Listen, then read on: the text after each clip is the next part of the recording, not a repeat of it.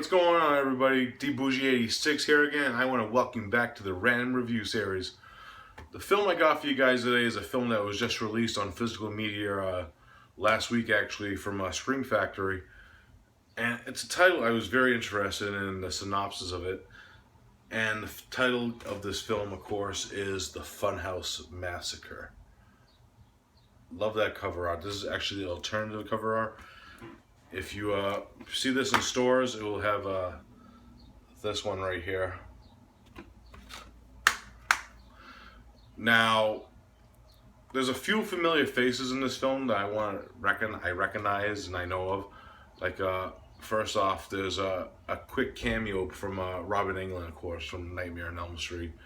We got Clint Howard in this film, and we got Courtney Gaines, who I know from, of course, Children of the Corn. And Colors. He was actually in Colors, if you know that film, the Bloods and the Crips fight in the Dennis Hopper film. Yeah, they have a few like cameo appearances in this film. There's a few other characters I know, like the main leader of the killers and shit is played by Jerry Burns. Of course, I know him most notably from when he was on the TV series Justified. He was on that TV show. Really interesting, good character actor, I have to say. Now, the main plot of this one, we're introduced to Courtney Gaines' character is building this funhouse amusement park type deal, and what this amusement park is based off these 5 or 6 serial killers, and it's themed and shit, and each part of the funhouse is part of the scenario of how the serial killer killed his victims. Unbeknownst to anyone, though, is those serial killers that this place was based off actually escaped from the sanitarium that they were in, and they make their way to the funhouse to take it over. And what ends up happening is they open the doors to the funhouse and have people come in and start taking off people one by one. It's up to a small group of people, including the sheriff and her deputy, and a group of young kid friends that were introduced earlier in the film, to try to stop these killers from taking over and killing people. That's pretty much the main plot of the film.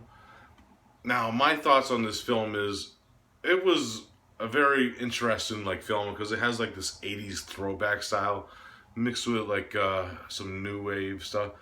Now, the first thing I had to say is the effects of this film was pleasantly surprised by the effects. The effects are done by Robert Kurtzman. If you don't know who he is, he's most notably known for, of course, his work with K&B, and I believe he was a director too. He directed Witchmaster, did the effects on those films, and The Rage is another one I seen with Aaron Brown's in that film. But yeah, he does the effects in this film, and they're outstanding. There's a lot of good blood squirts and even some great gore scenes that I wasn't even expecting to happen in the film, and it just happens. And the killers all have their own different looks. There's one's a dentist, one's a taxidermist who's actually played by Clint Howard. He's a cool looking character if you know who Clint Howard is. He's just a character in general if you've seen him in film before. And there's a Manson family. He's the head of the killers. He's kind of a Jonestown type of a preacher type killer, and his daughter is actually this crazy girl who wears a clown mask and makeup and shit. But the main killer of the film is pretty much this clown guy. He wears a clown's face, literally. You'll see what I mean. I won't spoil it for you if you haven't seen the film yet, but it's fucking awesome. The clown's pretty badass. I like the girl. And so, but the only problem with the film, though, for me is they could have put a little more the killers, because Clint Howard's in the film, but in a way he's not, because they don't exploit his character enough. And that's the same with a few of the other, the dentist is very underused in this film, glimpses of the dentist, but was really in the film not that much.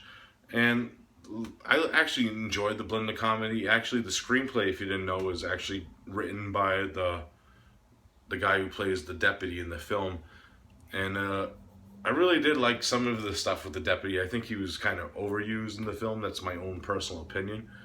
But like I like the scenes when he was alone in the PlayStation with like the old school Nintendo. I actually kind of like that shit because it kind of reminded me of if you haven't seen the film Killer Clowns from Outer Space, it kind of reminded me of John Vernon's character in that film.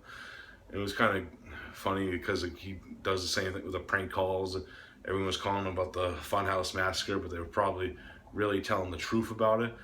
And Mooney did the same thing in Killer Clowns, like kept hanging up the phone on him and shit.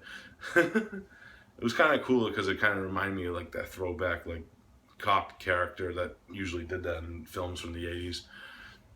But yeah, a little bit overuse in comedy and shit. But I really did dig this film.